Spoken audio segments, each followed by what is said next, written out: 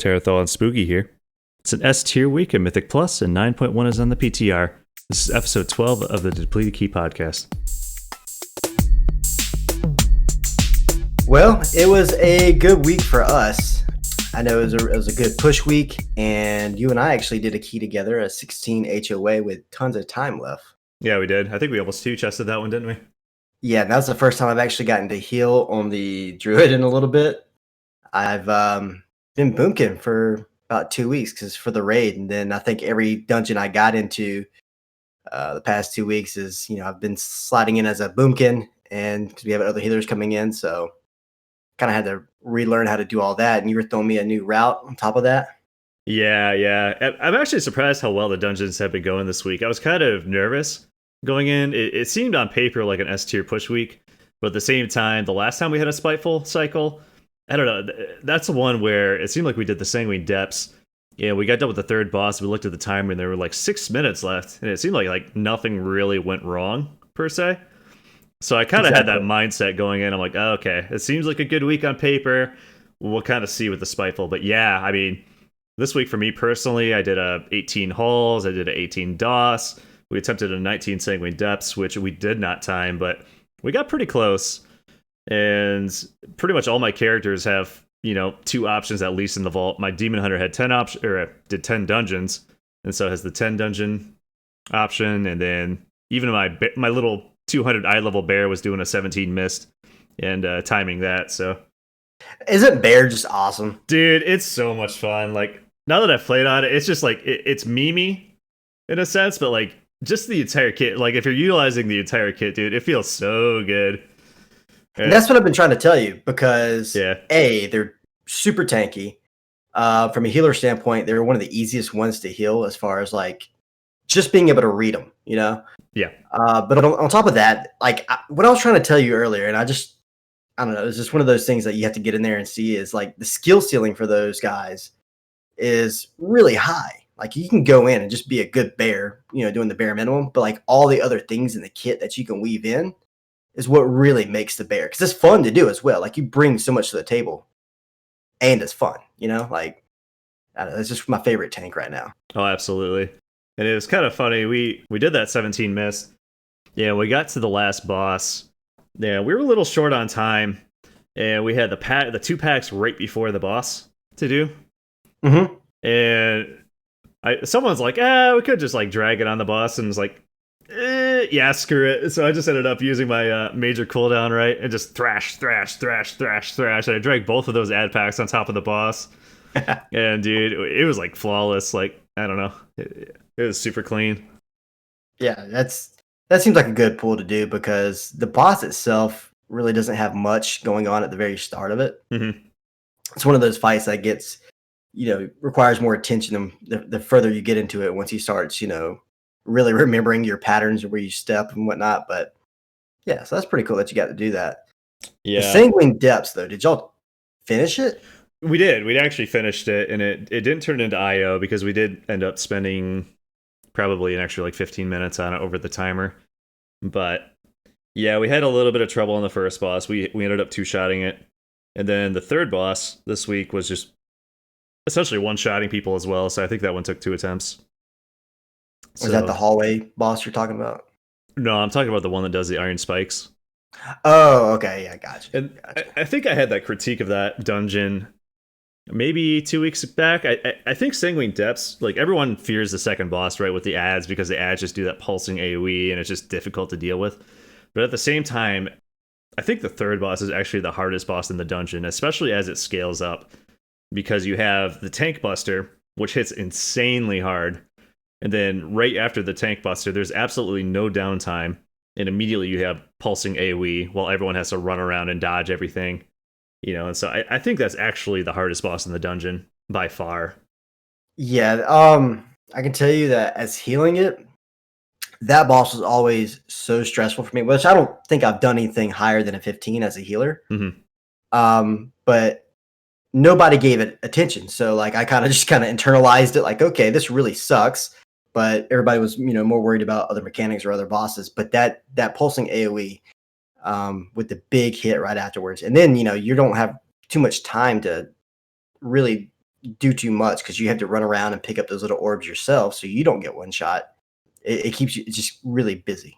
It's a really Yeah. busy fight, and yeah, that one always stressed me out. I can see Yeah. calling that one a hard one. Not even an hour ago, they actually announced some nerfs for that dungeon.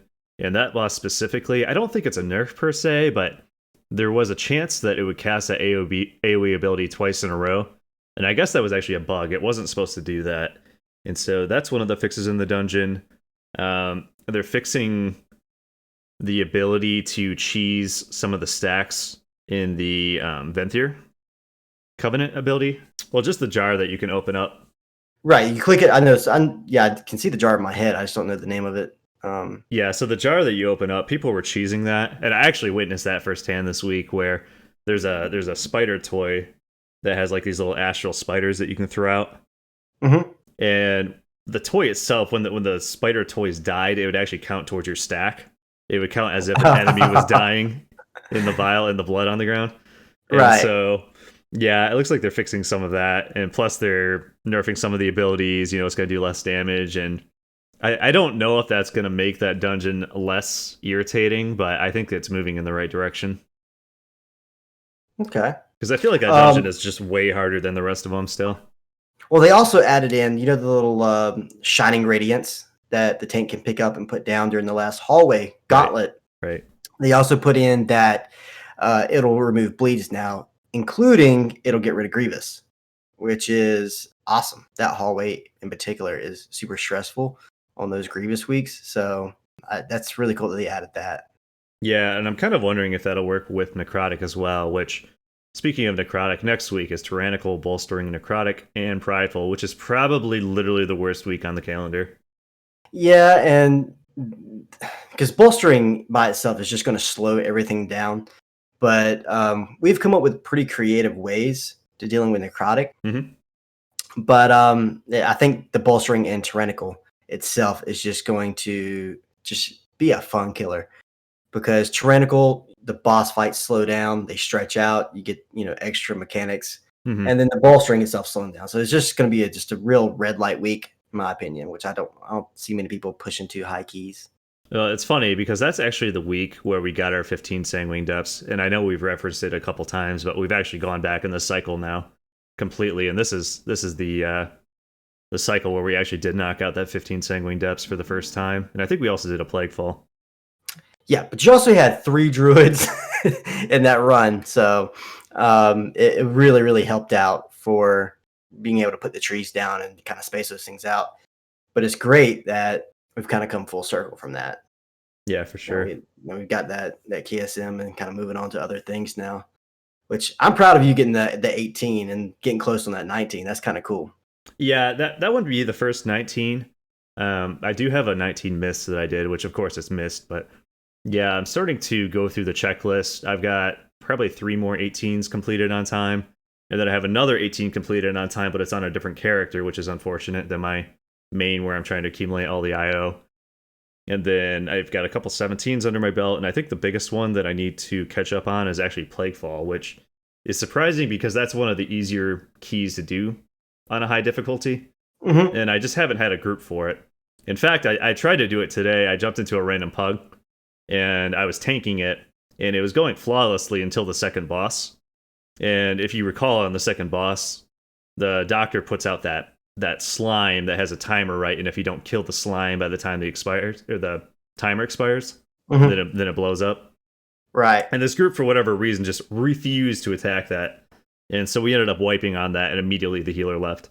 And so, oh man, yeah. So my 17 Plaguefall, which was really it was pretty simple, but I don't know. I just didn't really feel like joining another pug group after that.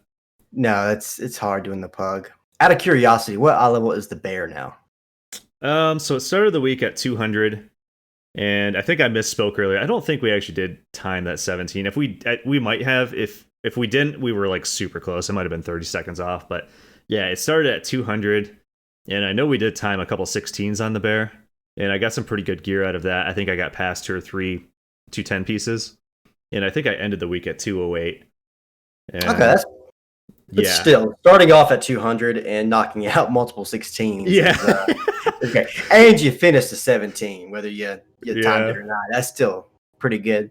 Yeah, I'm Um, lacking a little bit in the threat and damage department on the bear, but I mean, I'm trying to, pop into Moonkin form basically every time I can, and either I'm using the star or the Starfire, Sunfire. Sunfire, yeah. So Yeah. I'm trying to pop out and use Sunfire basically whenever I can, on pole. So I have a dot on everything. I try to Moonfire, and then I try to, hit my Heart of the Wild and Convoke and try to do as much damage as possible. But outside of that, if I don't have the cooldown for my Thrash, I'm essentially just doing kind of minimum damage, maybe 2k at most. So that's something I'm working on, but I'm hoping that just comes with gear. Yeah. And plus you also you have the owl weaving that you can kind of find more spots to do that and get a little bit more, I don't know, DPS out of it. Mm-hmm. Which that is what you're running, right? You are running the Yeah. I'm owl weaving, and it's actually kind of nice because I'm using my cardboard assassins and then immediately following that up with the Heart of the Wild Convoke combo. And okay. so, as memey as that sounds, it's actually super useful, right? Just getting 3 seconds where nothing's attacking you, and then being able to pop into the Moonkin form and try to get some sort of eclipse into a Convoke. But most of the time, it's just a Heart of the Wild Convoke. That's all I feel safe for doing in that 3 second window. Yeah. Well, Convoke by down. itself. Yeah. Convoke by itself is 4 seconds. So yeah, that's kind of tough unless you're really able to get some distance and maybe get a Ursul's or somebody else to kind of cover for you for a second with some knockbacks. You could probably get more out of it, but then you got to start thinking, well, they're stopping what they're doing. Is it mid max? But yeah, there's a lot of potential with the bear. I like it. I'm surprised that you're doing keys that high at that item level. Yeah, we're kind of getting this reputation in the guild where, I'm getting this reputation in the guild where my keys, I kind of joke about trying stuff out all the time, and like we run like these lower 15, 16 keys that we ended up depleting because I tried these crazy pulls, and then I say I'm never going to do them in like higher keys, but we ended up doing an 18 HOA, and it ended up dragging all of the trash in front of the Helkias boss into the boss with it. Yeah. And yeah, that was a lot of fun. And we ended up timing that key. So we dragged all the trash into that boss and nuked down the boss with the trash. And then for the third boss, it was the exact same thing. We dragged all the casters plus the stone gargoyles into the boss and nuked that down. And I think we ended up timing that key with like 3 or 4 minutes left. So yeah, we're almost like 2-chesting 18 miss this week. And I don't know, just in between the bear and just doing giant pulls like I'm a bear on the demon hunter. This week was a lot of fun. And so you're not doing a skip there. You're just grabbing some stuff and then going up the stairs, pulling it right onto his face. Oh, I'm talking about the Helkias, the very first boss. Oh, okay. I'm sorry. I was one boss off there. Yeah, no, it's like a lethal pull though, right? Because you have the Gargons, you have like the chance that they'll get empowered, right? Because the Royal Beast cast can go off during the pull. Yeah. Yep. While you're trapped inside the red circle, right? Yeah, you have nowhere to go on that. Yeah. So we're doing some spicy stuff like that. And I think you like the 16 route. We get our 60% on the third Helkias, but we go left at the beginning instead of right. So the Fireless Helkias to the right, or I'm sorry, the Shard of Helkias off to the right. We get our 60% off of that, and then we jump off the cliff so that we don't have to fight the Pride. And the funny thing was, I saw everybody else jumping, so I jumped. I'm like, "What is going on? Is there like a space down?" I'm like, "Oh, I'm dead." Yeah. And I had no idea what was going on with that strategy, but I just kind of monkey see, monkey do. Yeah, it's a new tech. Yeah, and just jumped off the cliff with everybody else, and so kind of answers that question. If so and so jumps off a bridge, would you do it too? Well, apparently I will, without asking. But yeah, you went left. That kind of confused me. And like I said, it was really kind of weird for me after not healing for so long to heal. Like I know that sounds kind of dumb, but it was kind of weird. And I was trying to remember like all of my healer stuff I should know for the dungeon. But that team that you're running with was really on top of the ball. Like things that they could dispel, they were dispelling themselves and whatnot. Really kind of helping me out there. So yeah, we ran a lot of hauls this week, and so that was actually probably that was with you. That was probably our third or fourth time in it for the week, and I think we did it a couple more times afterwards. But yeah, we had kind of gotten into this pattern where we go to the left, and then our mage was polymorphing the pat so that it wouldn't run up to us while we're fighting the first shard off to the left. But we do this massive pull at the very beginning and we hit lusts, we pop all of our cooldowns. We get a lot more value, doing it that way. Having all of our cooldowns up at the very start of the dungeon, nuking all of that down, and then we do a smaller pack to kind of reset our lust, which spawns pride, and then we grab the gargoyle, let our Venthyr tame it. It's getting way more efficient than it used to be. And Yeah, I liked it. It was good. Like once I kind of saw the bigger picture there, it was really smooth. You almost killed yourself right before Halkias. You were wow, like, yeah. yeah, you thought it was like, oh, I might be memeing because you went out to pick some stuff up and got way out of range, but then your stuff was like just not quite back up yet to pop some cooldowns, but it worked out. But I think I face planted on something stupid. Like I can't even remember what it was, but I think I dropped dead. May have been a spiteful or something got me, but I ran back. But other than that, it was really smooth. Halkias went down. We did our skip, I think. Mm-hmm. Yeah, I think we did skip. Second boss. And then I really like the part where you pull everything and we run by and then you die. Oh, we did do that. Okay, yeah, that's something I've been experimenting. I got that from Dorky Bear, Mm-hmm. and I saw them do that where I think they were trying to do a 25 or 26 hauls. They might even been trying a 27 actually, and they do that. So right after the second boss, you've got the pack that's pretty nasty. It's got the 3 Gargon little bears, right? But then it has 2 of the headhunters, and both of them can cast Loyal Beast. And Right. it's a two very or three bears. yeah, it's a very time consuming pull because the tank has to kite the bears for one, and the 2 headhunters just jump wherever they want to jump. So it's like extremely difficult to group everything up. And then on top of that, you want to save all your cooldowns, right? You don't Right. really want to blow all your cooldowns right there. And so what you end up doing is you run in as a tank and you aggro everything. You just kind of body pull everything and you run to the left. And then you have your team Scooby-Doo it off to the right into the hallway. And then you let yourself die as a tank and then they just battle res you. And it's a super quick way of just kind of skipping that without actually having to pop anything important. Yeah, and then we pulled the rest of the stuff right onto the boss. Right on Right. top of the boss, yeah. Yeah. So we made up a lot of time there, which is really awesome. And yeah, I liked it. I liked that route. That was really good. Yeah, it's kind of funny that dungeon specifically. We did the 18 later in the week, and you weren't in that one, but Haloshin was in there with us, one of our boomkins in the guild, and I believe she was actually healing that specific run. But she was saying that was like super interesting that we did that, and we got talking about it a little bit, and then I've heard this analogy from someone else, but it's kind of like weightlifting, right? Like once you do a harder pull, and you kind of realize, the value of doing it that way. Yeah. And then if you get into another group that doesn't do it like that, you realize why you did it like that in the first place, and it feels really lackluster, right? Either doing the trash without the boss is going to feel really pointless, right? Because everyone's either going to want to pop all their cooldowns there, or else it's going to take too long, or else they don't pop their cooldowns, and then the boss itself is just going to feel really boring and like, it seems too optimized just to do it all at once, right? Either you're saving cooldowns or not using cooldowns in either one of those situations. Yeah. There doesn't feel like there's enough going on, without doing all of it at once, essentially, right? It's way more efficient. So it's like weightlifting in the sense that once you do it that way, it becomes a lot easier, and doing anything less than that is just, not even really worth doing at that point. And you feel like everything's going so much slower, and you can see the time gaps. Yeah. Oh yeah. When you don't do it, once you've experienced that, and so yeah, that was really cool. Pulling all that stuff, doing the bosses with them. Mm-hmm. I really wish that you had played the very end of BFA with us because there was a lot of that with those little mini bosses and dragging them onto the final boss. Yeah, you would have had a blast planning out routes on that, man.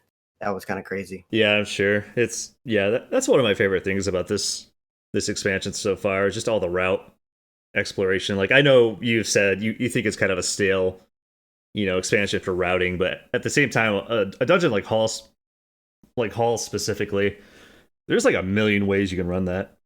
And depending on like if you have a fire mage, if you don't have a fire mage, your route can completely change. If we don't have a fire mage, I'm not going left at the beginning. there's no point. You grab so much stuff, and if you're target capped, you know that pull is going to be 10 times harder than if you did not have a fire mage. And so, Right. And HOA Halls is very similar to Dino Land, yeah, that's true. Tarithal in BFA, where you had that.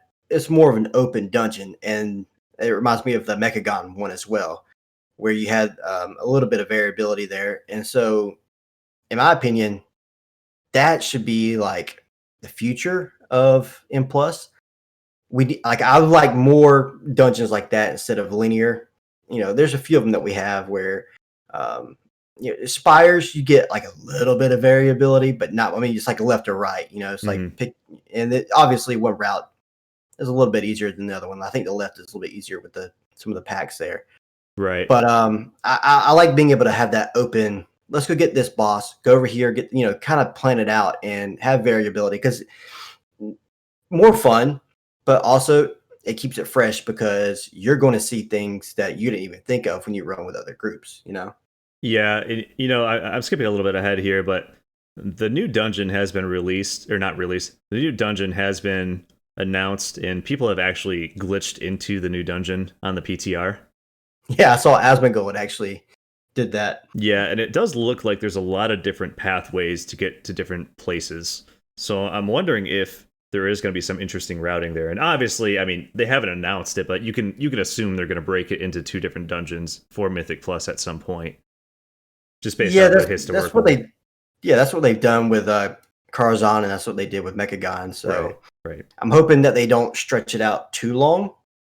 I think that was one issue with BFA was Mechagon was left as a mega dungeon for a little too long, which they finally got it in as a workshop, and the other one basically upper and lower um, for that last season, which was the little mini boss ones. But Well, I would think probably 9.2 they would split it up, right? So it would probably exist as a mega dungeon for the whole 9.1 cycle. And then coming into prob- 9.2, they would probably take initiative and split it into two. the problem is that content doesn't get used as much, right? Pretty quick in 9.1, your people are going to get what they want out of the dungeon. At least I'm going off Mechagon experience here. Sure. You run it a couple times, and it is a very long dungeon when you had the whole mega dungeon together. Hmm. Um, it was a very big time investment, but you run it a couple times, you get what you needed, which you get the little neck powers and things back in BFA. Could be conduits in this one, whatever it is you're trying to get out of it, you get it, and then that content really just kind of stagnates as people are kind of done with it until it gets turned into Mythic Plus. So that's my only kind of issue with it is, maybe like a 9.15 or something, rotated in. But I understand the concept or their reasons for, waiting till the next M Plus season starts. But I don't know, it just feels a little bit wasted to me. Did you see the Dragon Pirate boss they announced? That's Time Captain Hooktail. Yeah, that's the one. Yeah. Um, I where do I know that name from? Is that from BFA? I don't know. It kind of gives me like Freehold vibes though, because it had like the parrot that was kind of like a pirate at the same time. It seems like they try to make as many things pirates as they possibly can, and they finally got to the dragon cycle. So it looks pretty Yeah, funny though. It's very quirky. that guy might be from Freehold because that name seems very similar. But I don't know. I could just be you know Mandela effect on this one. But Maybe. but yeah, that's kind of cool that he's the big boss. Well, he's the penultimate, right? Yeah, So yeah, very cool. Looking forward to the new dungeon. It does kind of have that Court of Stars vibe to it. yeah. They also did something really cool, which we've talked about for a very long time, which was the Raider IO score is kind of officially, well, it is being officially added into the game. They're going to call it something else, but Mythic Plus score is going to be baked in to the game. Raider IO released something where they were really excited about it, which I kind of figured they would be like, oh, well, you're taking our thing now. Um, Raider IO is still going to have a purpose, is what they're saying, but They are putting it into the game, and I'm hoping that it's going to work just like IO, where you get points for trying things, swinging maybe a little bit above your weight class on some keys, Sure. and not, losing points or something, some sort of like elo type thing that they do with some of the other systems. Like say you fail a key, somebody AFKs on you or something like that. I'm hoping that there's no like punishment for that, that you get credit for what you do accomplish and not get knocked down for what you fail on. Well, the cool thing about Mythic Plus score being added into the game is also they can base rewards off of it now. Because we didn't really have any Yes. kind of system for that, right? I mean, we obviously had, whatever it is, you click H or I, you go over to the Mythic Plus section, and then it gave you a number, right? And they did link that to the Valor system, obviously, but now, you can expand upon that, right? So if you have, a 2,000 score, maybe that gives you like a quote unquote gladiator type, title or reward. It would probably Yeah. need to be higher than that. I would think, I don't know. Where would you set the threshold? Because 2,000 score is essentially like 20s across the board, right? You think that is too low or too high? I think that's too low. I don't think that's the top 1%, because the top 1% would be quite a bit higher than that. I know several people with 2,000, and I don't think that they went that far out of their way to get it. I'm not sure what the math does there, but I would say 25s across the board. That would seem like the top 0.05. If I think that might be a little bit too far. I don't think most people have I 25s. know they're just now getting to that now. Yeah. A lot of the top people are getting those 25s done, hmm but that is something that I think a lot of those guys are going to get done before 9.1 hits. So I don't know. It depends on how elite do you want that status. They could. I mean, I definitely would hope that they tier some rewards going down. Like 20s across the board, maybe 17s or 15s again, and then 12s, 10s, go down like that. I really hope they put some transmog to it too. That'd be kind of cool. Yeah, that would be 'Cause cool. I mean, it seems like they spend half their time making transmog stuff now, anyways, right? It seems like they almost favor that over actual content itself. I love transmog, so that's something that caters to my crowd. But you're all about that character power, I know. Oh But yeah, my character could look like a werewolf walking around. I could care less. but you can also tie that valor to it now very easily. Sure. I think in a better system, with it being baked into the game. So Well, we had kind of talked about that anyways, right? For me personally, I don't think the Valor system works all that well. Maybe in this season it's is not the greatest. Maybe next season, you'll actually get more value out of it. But I think they should have just gone with the leaderboard system all along, and had something similar to PvP where there was a ranking, and based off your ranking against other players, that's what really determined your ability to upgrade that Mythic Plus gear. yeah, because I didn't get much out of valor myself. By the time they implemented it on my druid, I had everything. I mean, I was above that 220 item level. hmm And I, kind of depending on whether I'm healing or boomkin, I kind of float between, 222, 223, somewhere in there. And so I really didn't get much value out. I think I got one piece that I ended up going with a 220 over a 226 just because I could boost up better stats for healing. Okay.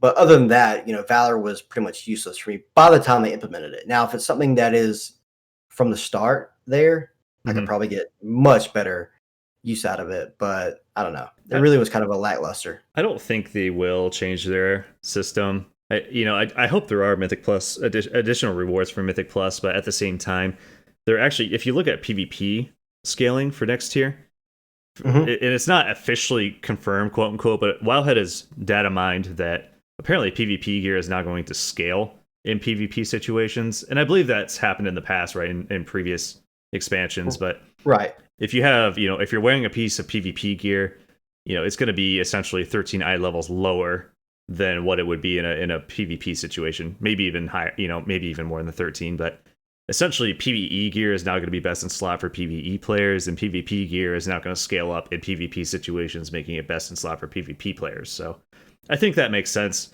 but the way that they're scaling it and the way that it's been data mined puts it identical to where M plus gear is going to be able to be upgraded.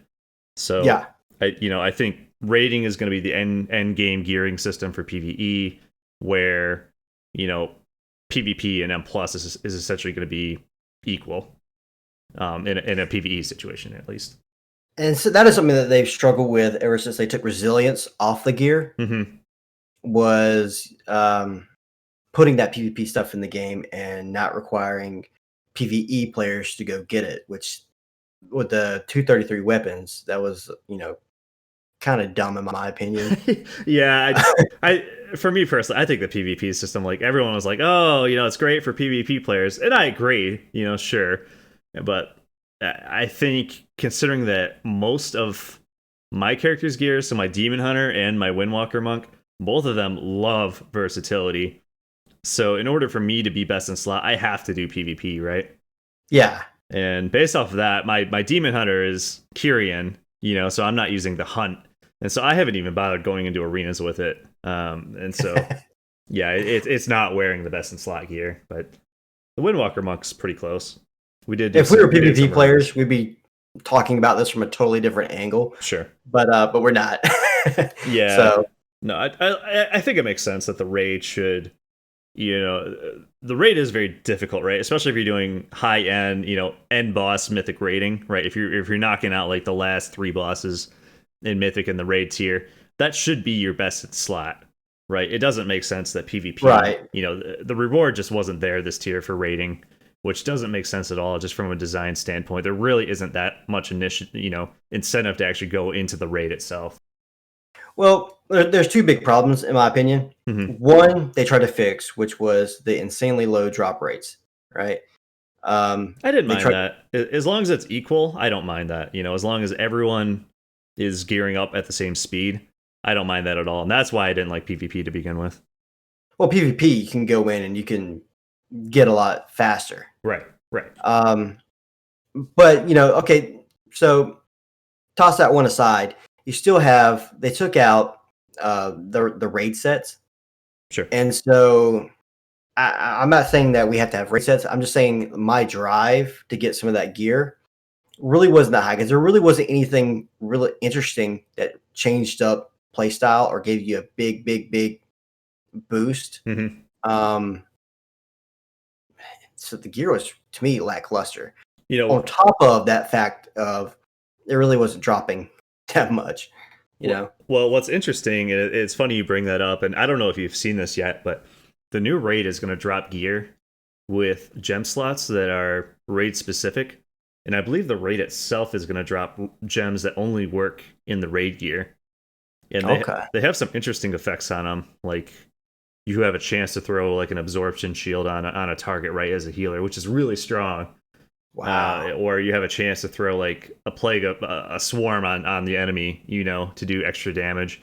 And so it's kind of a mix in between set bonuses / corruption almost, where it has some passive effects that happen based off of the stuff that you put in your gear. But yeah, it sounds like that's going to be farmed in the raid, and it's going to be raid specific gear that you're allowed to gem it into. It sounds like corruption, but they're trying to keep it from getting broken by making it just for the raid. Right. Because you see people with crazy corruption going into M+, smashing it. You have to heal them like crazy because they just got 1 billion corruption. Or you see those arena matches where 90% of their damage was the corruption effect rather than any of their other moves.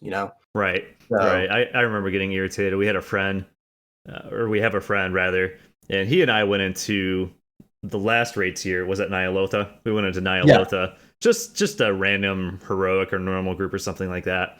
And he had an insane amount of corruption on his gear, and he had the one specifically that did like the tornado effect, right?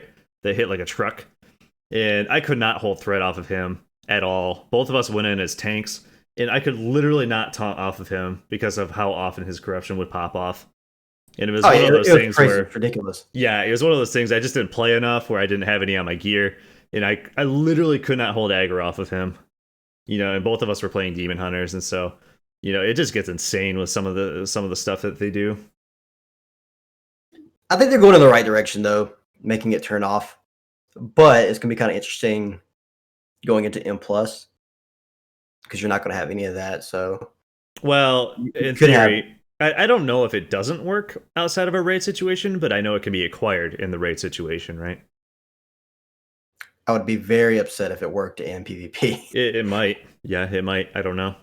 We don't Hmm. know. We don't really know enough about it yet. We do know what the shards actually do. So they're called shards of domination gems, and I saw 3 of them today. One did put a swarm on enemies. One of them threw an absorption shield, and I forget what the last one did, but it was essentially one for tanks, healers, and DPS.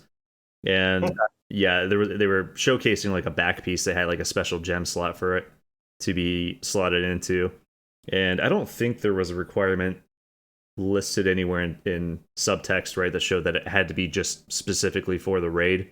But that would be a cool system if it only worked in the raid. I'd be okay with that. Yeah, that'd be fine. Because it would really kind of separate the whole.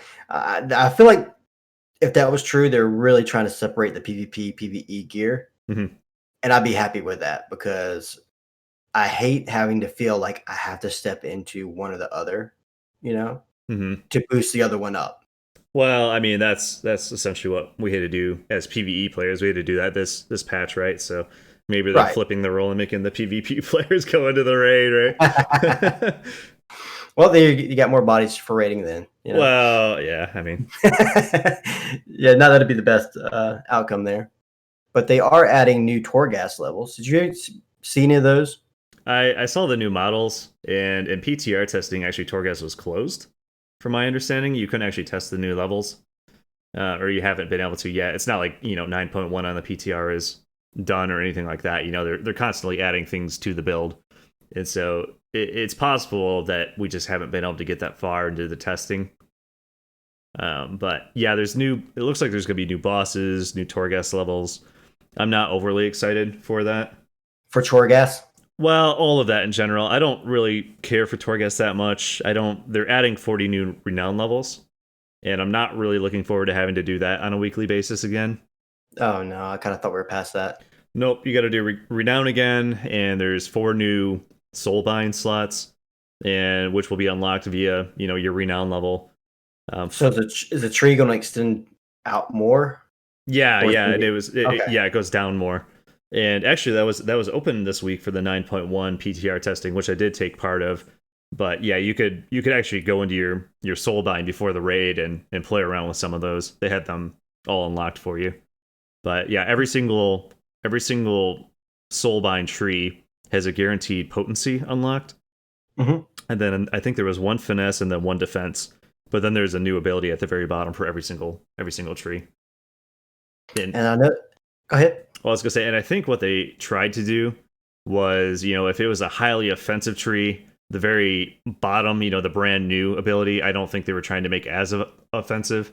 And then if it was like more of a defensive tree, they put like an offensive ability at the very bottom. So it's possible there'll be more options now going forward, which is good. The trees right now really don't feel that interesting to me from my druid. Mm-hmm. Um, like for healing, I use one where basically, you stand still, you kind of get more of that haste. But Okay. then the boomkin one, like the ultimate little thing you pick at the bottom Mm-hmm. is useless. It's like the interrupt applies a poison, which I'm not really interrupting where we are with the rating. Yeah. Um, Right. I do it if I see it, and I catch it. I try to save mine for when somebody panics, Sure. and calls for it. And so I'm not really getting anything out of that because it's not a target that we're interrupting. It's kind of just the mage off to the side usually. Mm-hmm. And but the whole reason for picking that tree is the crit uptime. Yeah, there's a little conduit in there that you attack something, or there's I don't know, it's conduit. It's part of the path is It's the you very attack top. something Yeah. before they attack you. You get that crit boost. So I'm actually using that on my bear. oh, you are. Yeah.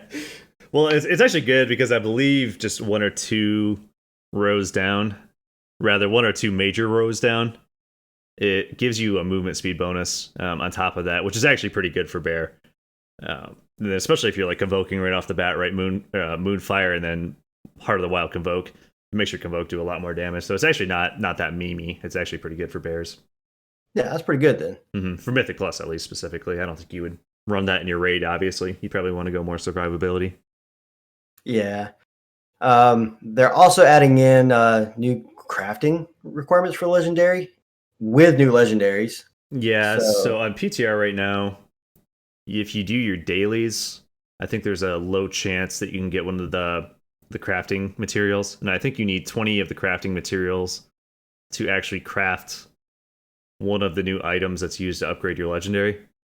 And so it's like a super low drop rate right now on the PTR.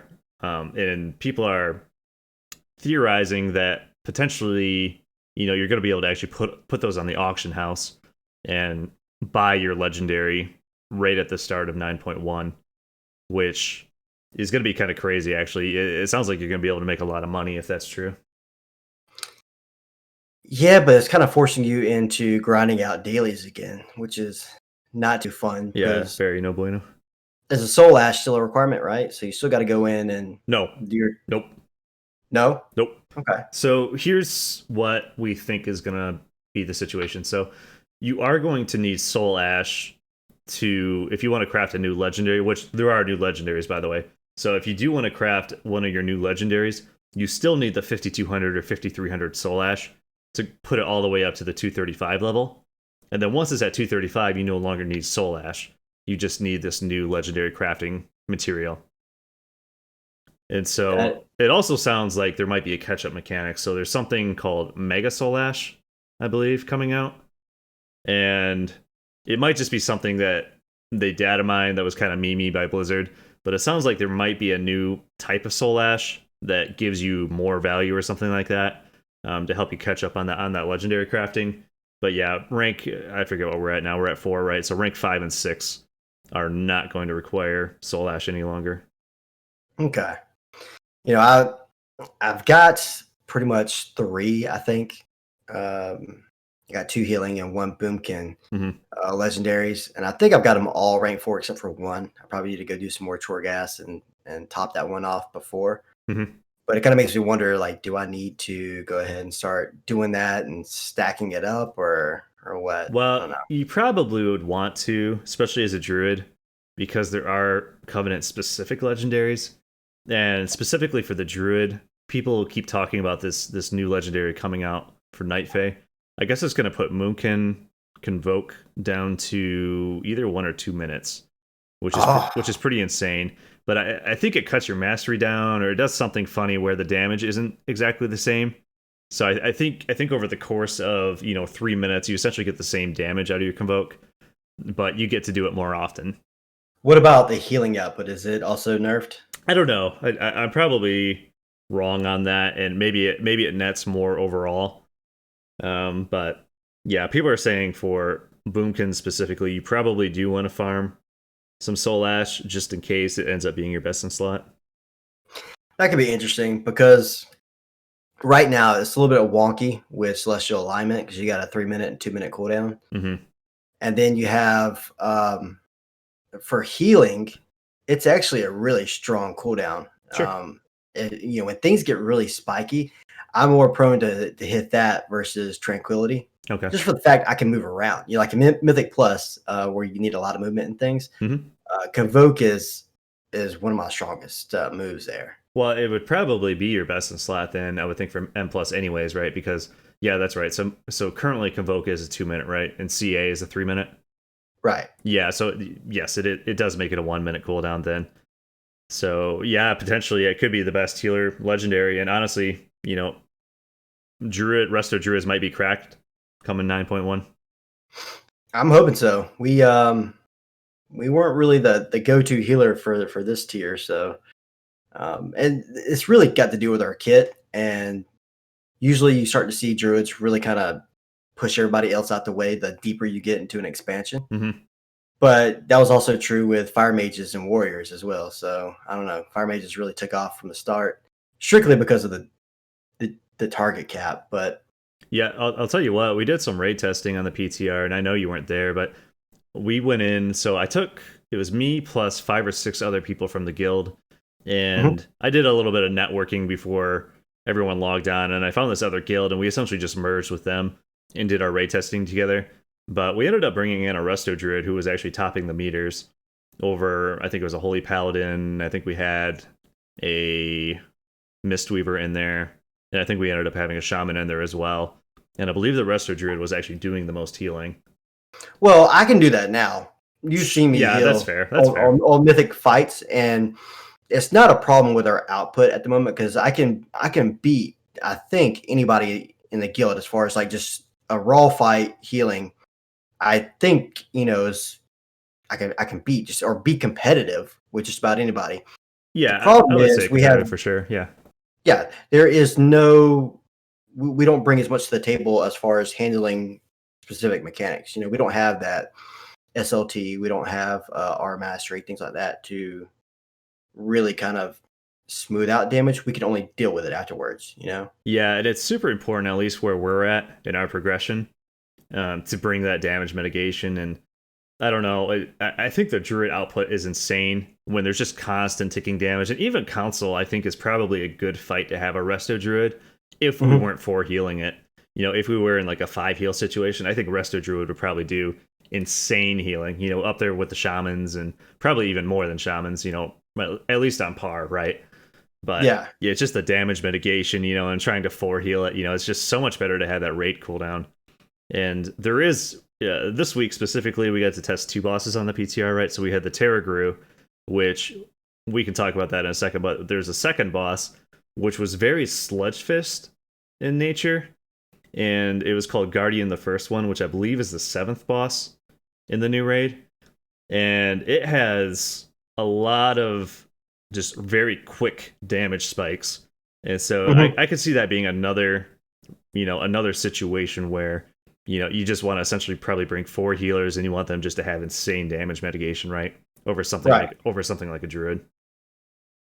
That's the problem I have is, I just wish we had something there to kind of make us a little bit more appetizing. But and for a while there, we actually weren't the number one as far as like cranking out the overall healing.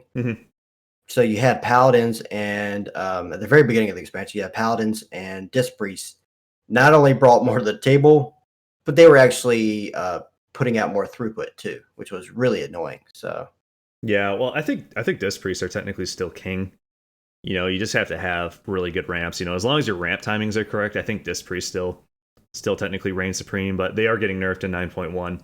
Their Spirit Shell is going to a 1.5-minute cooldown, up from 1 minute, which is really awkward considering your Mindbender is typically part of your ramp, which is on 1 minute cooldown, and then typically people are running the PvP trinket just to give you the raw intellect on top of your ramp, and that's on a 1 minute cooldown. So it's going to cause kind of a slight irritating delay, but I mean, any raid mechanic that's on a 1.5-minute cooldown, you're essentially going to get the same throughput in an instance, anyways. Well, we'll see. Who was the second boss you worked on after Terragru? Guardian, the first one.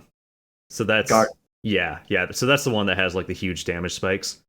Okay, sorry, my bad. I had them flipped up, but yeah. So Terragru is the first boss of the instance, and it's kind of interesting. And here's spoilers coming into this, but yeah, you walk in and immediately you are in like this circle area on top of Torghast. So think, if you think Lord of the Rings and Gandalf is standing on top of the tower, right? He's trapped up there. Saruman put him up there. Think of like a giant version of that. Yeah, that's essentially where you're at. You're on the peak of this giant tower, and you're running along the outside, and you're killing ads. And there's these 4 guardians that once you kill them, they drop an orb. And when you click on the orb, you get an anima power.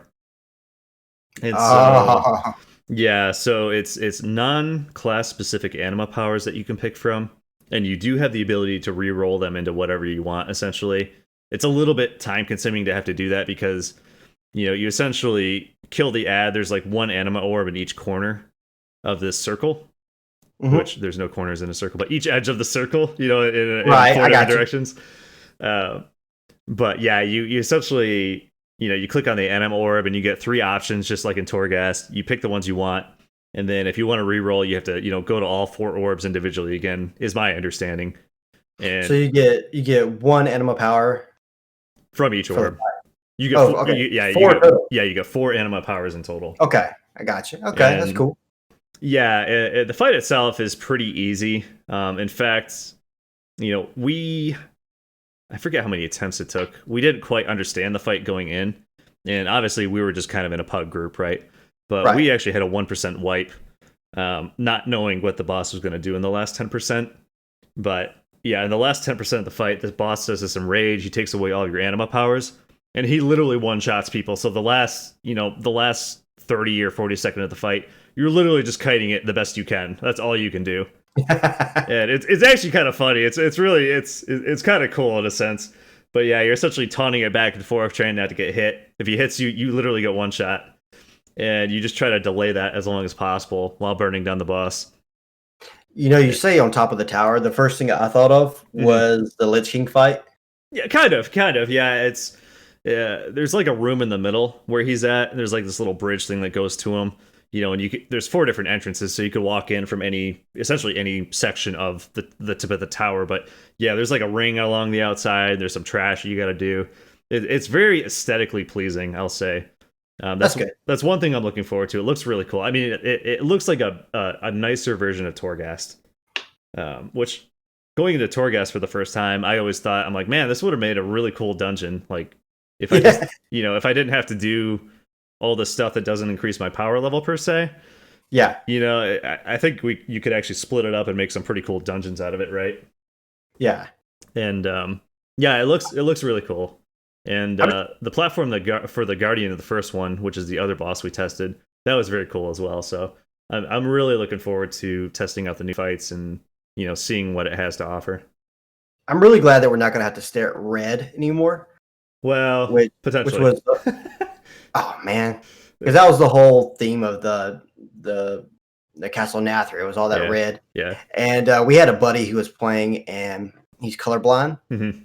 And so, especially like on Sire to Nathrius, mm-hmm. When the stuff spawns beneath your feet. Yeah. You couldn't see it at all. So, and I never really thought about it until that fight, but I'm like, man, he must really struggle with this whole raid. Yeah. The new one's a lot of grays, a lot of blacks. Probably some blues, some yellow. It's kind of like a lighter tone dungeon. So yeah, not much red that I saw, but probably easier on the eyes overall. Yeah, I would say so. But there's a lot more flashy things going on, at least with what we've tested. Are they going to do like 2 bosses a week or something like that for open for testing? Do you think? I don't know actually, and I don't even know if the current difficulty going in there was accurate or not. Because I would think on the PTR they want you to test all the mechanics of the fight, right? So they expect you to get to all the mechanics of the fight. So I would almost think it's undertuned. We almost I would say we probably almost 3-shot the Targrew. And then Guardians of the first one, we figured out the strategy, and I think we could have killed it in another couple pulls. Well, you got to remember, Targrew is also the first raid boss, so sure. That guy is usually always the easiest. Even if if you're doing an alt or something like that, you can get into a group that's going to kill the first heroic boss, no matter what part of the tier you're in. It could be at the very beginning. I mean, that's usually going to be the easiest fight, right? So, yeah, and Limit Max figured out a cheese strategy for it. He actually figured out an anima power combination that completely got rid of all the mechanics of the fight. He literally soloed every single mechanic in the fight. And so I kind of wonder if they're going to fix that or if they're just going to let that fly, because it literally trivializes everything that goes on with it. Other than that, you just do tank swaps, and there's like a little intermission that there's essentially 2 phases that it's constantly swapping back and forth in between.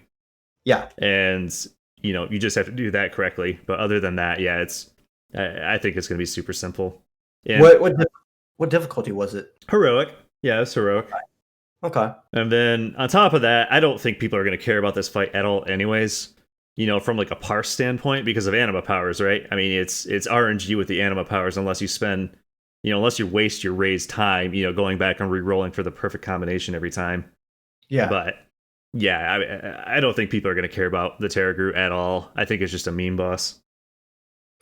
I can already hear the people getting excited in Discord chat, like, oh, I got what I wanted, Oh, it's fun. It's a fun fight regardless. There's a lot going on, and assuming that the cheese strat gets fixed, it should be pretty good. Yeah, that's gonna be good. I'm excited for that because it's gonna, in my opinion, it kind of gets you on a positive start, for each clear. So Hmm. that's kind of cool that they put that in. Yeah, it's fun. It's It reminds me of like the airship fight in oh the ICC. yeah ICC. Like, but you had to like beat 4 bosses to be able to get up there to that. So it's kind of cool that you got the meme fight right off the bat. Hmm. Hmm. Hmm.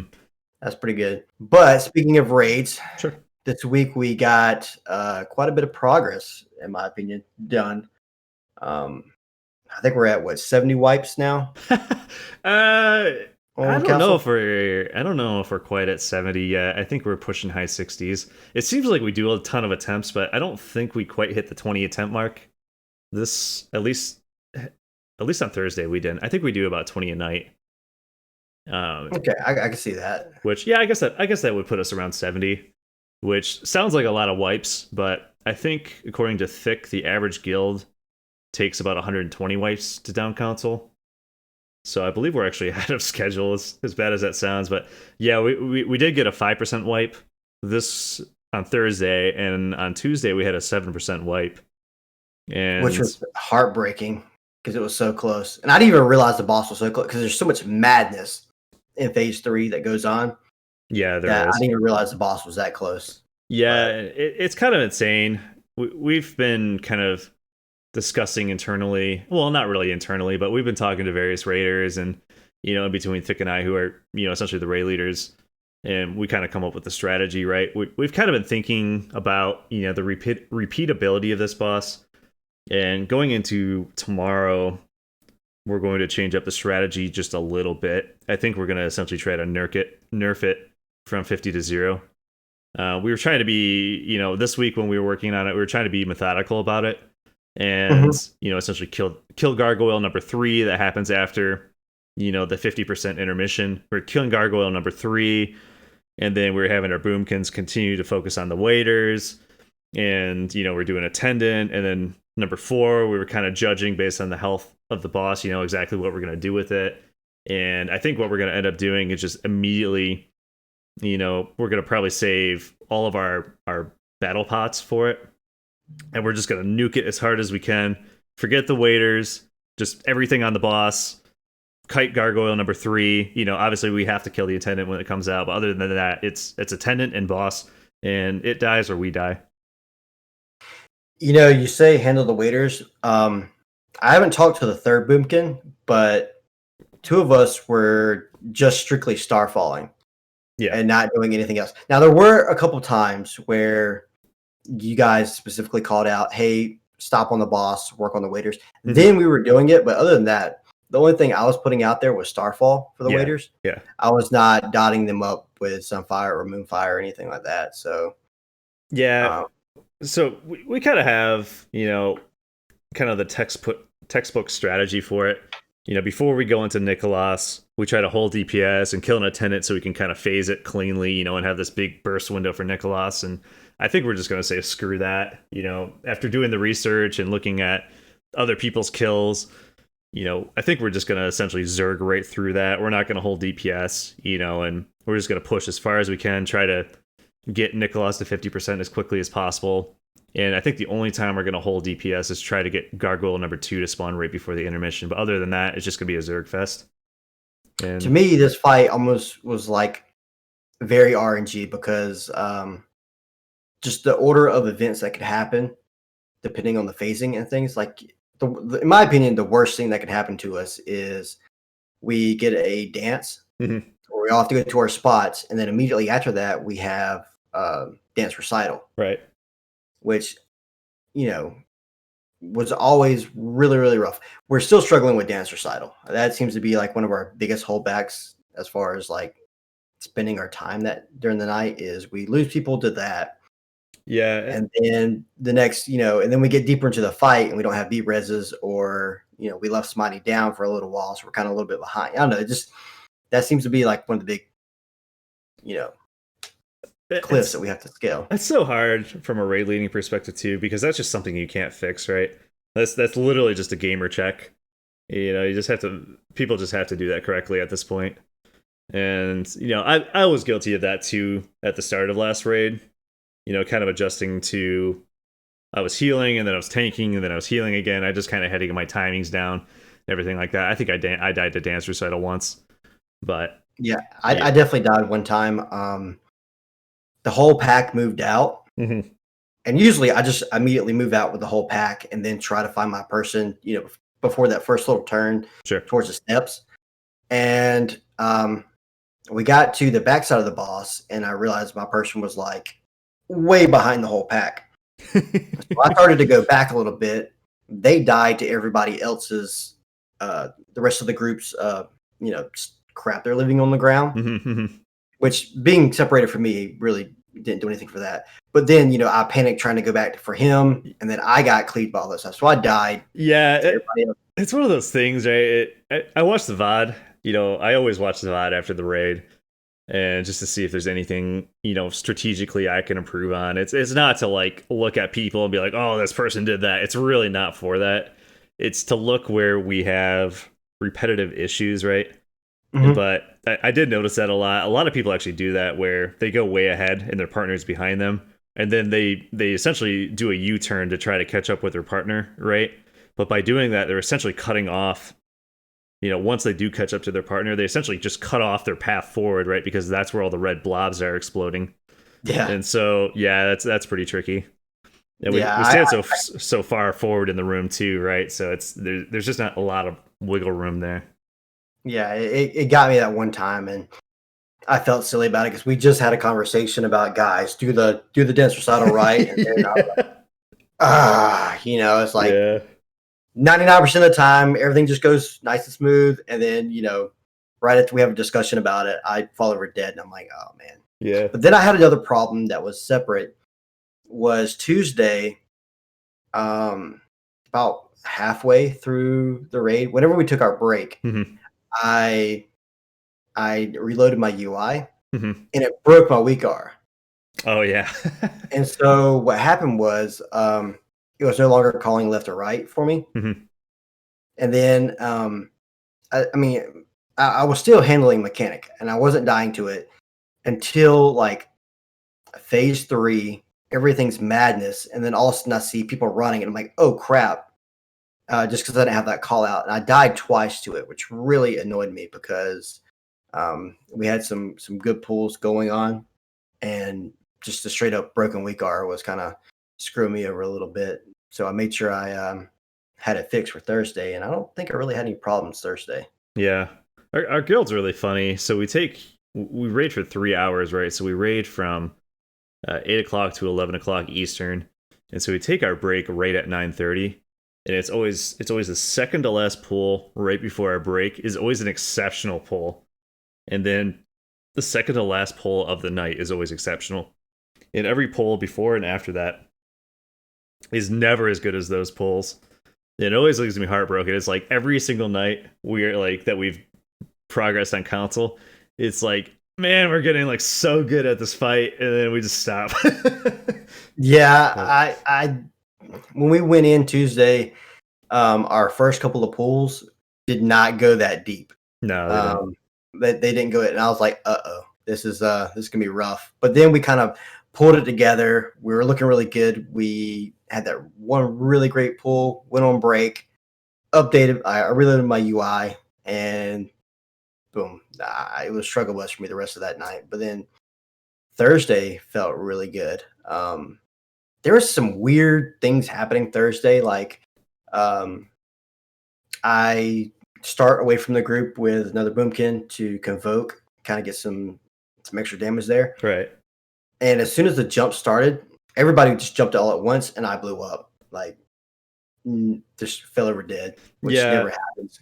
I think that's one thing that potentially we could work on. That, obviously we need to fix our 50 to 0 Nicholas phase, but I think the jumps we almost rush the ones that we shouldn't be rushing, and then we are a little slow on the ones where we probably should speed them up. And that's in between Thick and I, but yeah, the very first one that goes out, we do try to jump all 5 essentially, within the barrier, or not the barrier, but the AMZ being up. We try to catch that with the SLT. And Yeah, that one specifically. I remember you falling over, and I actually am not really sure why you did because no one else did. But Yeah, the other druid with me did not.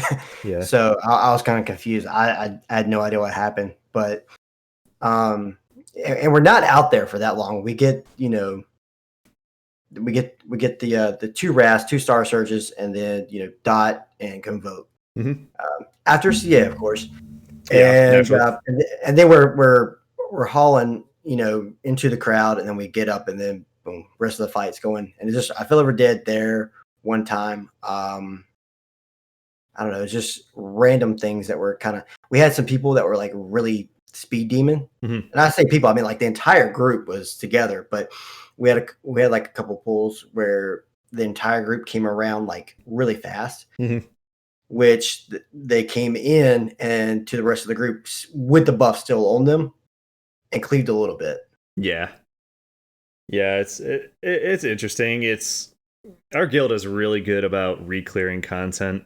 Once we kill something for the first time, we're actually really good about locking it down, which is pretty unusual. I've never really been in a guild that has been that consistent, other than the one artificer night that we had. Was that last week or the week before that? I guess that was Yeah, 2 weeks ago at this point. That was unusual, but other than that, we're pretty good about repeating content efficiently.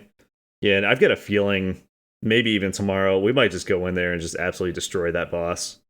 Like I think it'll just click one of these nights. That's essentially what happened on Hunger for us. We struggled on it, we struggled on it, we struggled on it. And then we just went in there one night and just we hit and rage 2 or 3 times and we killed it. And ever since then, it's always been like a 1 to 3 shot at most. yeah. And By the time so I got there, it was a very well old machine for hunger, which drove me crazy because that was when I was progging on before I got there. So yeah, I think that's how council will be for us. And Sludge Fist same. itself isn't that mechanically challenging, so I think that might be our goal for this week if console does go down relatively quickly. Yeah, I think we're getting better on everything. Hmm. You guys were talking about potentially swapping up the kill order, Yeah, which would have required me to swap from Boomkin to healer, and I was a little worried about that because it would require like a basically like a relearning a little bit hmm, because you get some different mechanics, and then for me personally, I've been working so hard to try to like min max my DPS and try to get the most out of it and know when to have things up, like have that 50 astral power ready for the dance recital, hmm. just so I can starfall and keep casting while I'm running. So it was going to be tough for me, but it looks like you guys are going to keep the same kill order. I think we're Yeah. there. So we had talked it over, and we were getting we had a 7% wipe, we had a 5% wipe. It's not like we can't kill this boss, with the current strategy. It's just more in my mind. I'm thinking repeatability, right? Because we do have issues with a lot of things going on at once. And if you put Frida at the end of the cycle, you don't have waiters, you don't have gargoyles. If you're still messing up mechanics at that point, you're just not playing well. I think one thing, and you guys may have already discussed this and kind of hashed it out, but phase three, Hmm. um, there's almost no call outs for attendant, right? Yeah. Which DPS should be watching, right? Like I'm scanning the room constantly trying to find this guy, Hmm. but we have like other people kind of chiming in at that point, saying, "Hey, get the attendant, get the attendant," Hmm. because he does kind of stop that boss damage from happening too. So Well, there's a lot going on, and we do actually have weak ores for that. And I don't know if everyone actually, when we link them, if everyone actually grabs them or not. But I have watched a couple people's perspectives, and actually, the people that I have watched are using the weak ores. So I assume everyone can see when the attendant does spawn, because we yeah, we have something that dings at us. It gives you like a 3 second warning. And so it makes it very obvious. But yeah, phase three, I'm calling it phase three, but Nicholas 50 to 0 is incredibly hectic, and everything is sped up quite a bit. So. yeah. There's so much stuff coming out. And there are really really important mechanics there, but that's one thing I kind of was thinking about while we were doing it was like, and I was not looking at meters. I was not looking at anything. But I almost felt like the attendants were staying up a little too long. But I feel Well, like once people click a little bit, yeah, I think it's that's going to go down. that's essentially what we're attempting to fix this week. So we're going to skip zero waiters are going to be focused during that last 50 to 0 burn. The gargoyle is not going to be killed at all. We're going to be popping our pots for that, and we're going to be nuking it. So literally all you have to worry about is Dance Recital, or sorry, Dark Recital. I keep calling it Dance Recital. It's Dark Recital. I did that to you. My Yeah, bad. no, I think I've put it in everyone's brain because I've said it wrong so many times at this point. But yeah, it's Dark Recital and Attendant, and then jumping off your stacks and killing the boss. And that should essentially just be it, right? Right. And so, yeah, I mean, it's still the highlight of my week, even with, kind of being stuck on this boss for a couple raid nights now. It's still, my favorite thing to pop up during the week. So I'm definitely looking forward to it. As a boomkin, I gotta say it's a blast. Even when we're wiping, Mm-hmm. 60 times or 70, it's still fun because it's like the one time you get to starfall and it is a lot of pad damage, but like look really cool on the meters. So Sure. especially as a healer man, so it's to me it's a fun fight, to be progging on Mm-hmm. overall. So Yeah. doesn't bother me. It's still a highlight for me as well.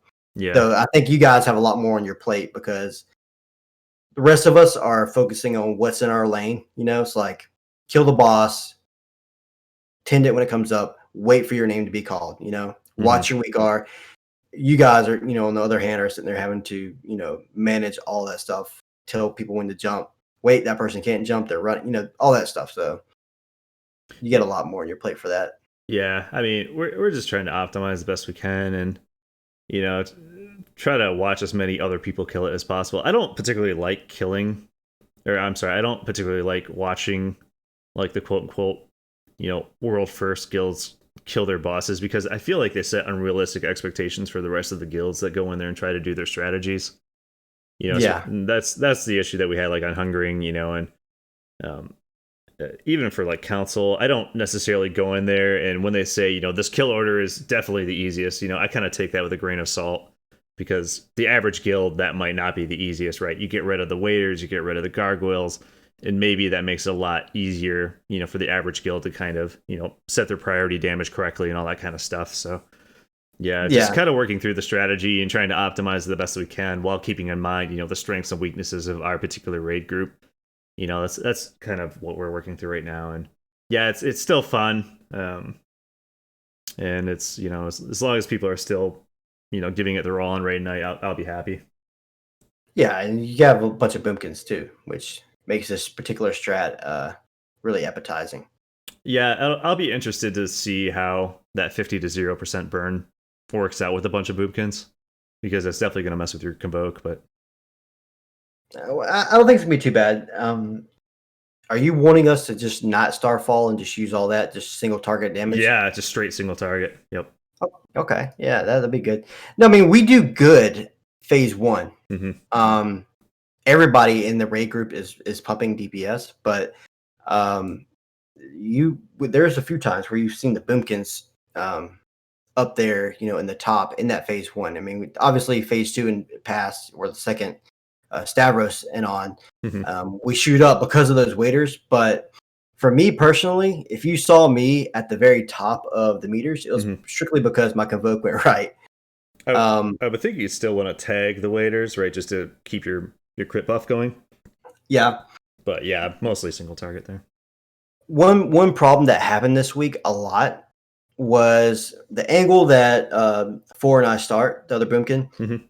and the boss is specifically so we're not hitting the other two guys. Sure.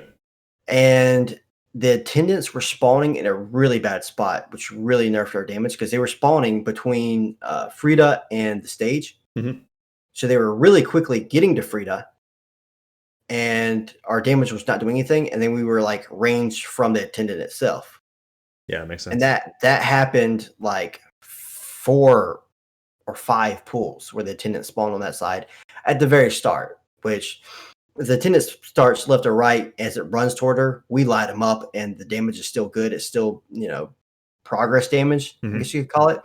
But there were a couple pulls where we just were limp noodles right off the bat and we kind of had to, you know, catch back up a little bit just because it was kind of a wasted convoke, in other words. Yeah, that So, makes sense. It's kind of funny on that fight specifically. I heard Limit Max talking about it. And he's like, well, if you bring like 6 to 8 boomkins, they can solo the mechanic, but I actually think having 4 boomkins probably isn't optimized right. I mean, it's great to have, and I mean, eventually you guys do kill the waiters, right? And I have a feeling Thick probably helps you guys out, which I can't really confirm, but I I think the more boomkins we could bring into that fight helps up until the very end, and then I think it actually kind of gimps us a little bit. So I think we have a pretty good number of boomkins. Yeah, it kind of depends on what you want because Starfall itself is 50 astral power, which with 60 astral power, you get 2 star surges directly onto your target. Hmm. Um, and we're not really doing that much damage with Starfall to the boss itself, so Right. it gets tough there. I think we'll be better off with this new strat, so we'll see. Yeah. Well, we'll definitely update you about raid progress come But I next hear you week. got a new mount. I did. So, um, yeah, kind of struggling this week actually just to figure out what exactly we want to talk about because there's so much crazy stuff going on. But in the madness of all the 9.1 information, it was discovered that there was a new secret mount in Plaguefall. And I think everyone had known for a while there was a mount there because obviously it was listed in the mount, you know, available mounts that you can obviously get. But yeah, they figured out how to get it, and it was just simply by soloing the last 2 bosses. And once you solo the very last boss, you just go back up to where the third boss is, which is the second to last boss, and the mount's Yeah, just kind of chilling there in the acid pool right off to the side. So you yeah, click it and get it. yeah, it just took me a couple minutes. I went in there on my demon hunter, and actually the third boss takes quite a while, because you still have to deal with the ads, and if you ignore them, the stacks that they give you is actually pretty insane. And so you still have to deal with all the ads. You got to go around and pull all the assassins out of their pits. And the boss stuns you every couple seconds because you're the only target. So he puts that purple circle around you. So it's kind of an annoying fight. But yeah, the last fight's a joke. Did any of the boomkins pull it off? I don't know. I haven't really seen anyone else in the guild do it yet. I'm sure someone else has, but yeah, I just went in there and tank spec. I did see Ellesmere today do it in holy spec, which was kind of entertaining. Well, Yeah. I watched. You told me about it. You sent me a picture of it, and I started looking it up. And what everybody was saying is go in as tank specs. So I was kind of curious if I was going to have to bear that, or if I could pull it off as resto or boomkin. I mean, I would probably, unless you're just, you're not trying to impress anyone, so I'd probably go in there as bear, right? But yeah, it's just heroics. I'd probably just go in there as bear and just thrash, Kavoke, and Yeah. just get it done with. But yeah, Well, there's actually an entire Discord that's dedicated to like the hidden like mounts and things in yeah, the WoW. secrets, sure. Yeah, the secret mount Discord, and yeah, they were going crazy over this, and apparently, I guess it's been there the entire time, and nobody had figured it out. Yeah, it's funny too because surely someone has gone through and soloed that at this point, right? I mean, I think a guy just kind of stumbled into it. I think he was trying to make content for a YouTube video or something like that, and he just happened to solo the last 2 bosses. And then, the thing about it is you have to do a U-turn, and for some reason, you have to have a reason to go back to the third boss after you finish the dungeon. Right, So I've got a feeling people have probably soloed those bosses before and just never bothered to turn around, right? right. Never went back up and seen that the mount was sitting right there. Yeah. So it's kind of a funny thing just to stumble into, but yeah, it's funny. As soon as it came out, it's not a difficult thing to do at all. There's like a million people flying around in Orbos with it, so it's yeah. And as far as being hidden, this is pretty easy. They put in like that little goat battle pit, Mhm. which required you to do so many random things. Yeah, fly around the world. Yeah, go down Yeah. to the ocean. There's like a sunken ship, right? And, like out of bounds in the ocean. You had to go down and get like an orb from that, and it's just like crazy Click stuff that you something would there. you would never find, right?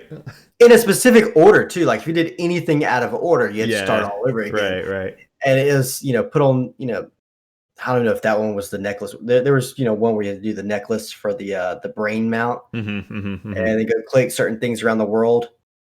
Sure. And so they've made things harder to find. So it's kind of funny that this one was so easy and it was underneath the radar. So Yeah.